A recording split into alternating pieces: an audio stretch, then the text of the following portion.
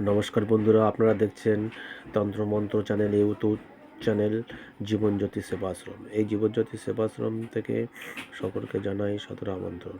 আজকে আপনাদেরকে দেব মেয়ে ছেলেদের একটা সাদা সিরাপের টোটকা। কি করতে হবে?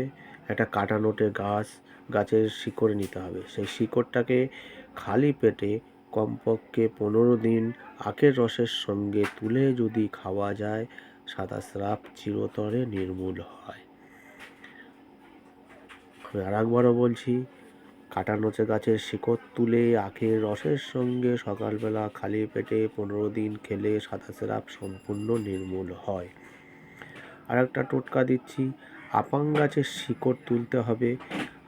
আপাং গাছের শিকড় তুলে 3টি গোলমরিচ সঙ্গে সেই শিকড়ের সঙ্গে 3টি গোলমরিচ দিয়ে চিবিয়ে খালি পেটে কম করে 7 দিন খেতে হবে। ভিডিওটা যদি ভালো লাগে লাইক করবেন এবং ভিডিওটা দেখে যদি আপনারা উপকৃত হন কমেন্টে জানাবেন। আরও বিশেষ টোটকা পাওয়ার জন্য ভিডিওটাকে বেশি বেশি শেয়ার করবেন, লাইক করবেন, সাবস্ক্রাইব করবেন। ভালো থাকবেন আপনারা সবাই। টাটা।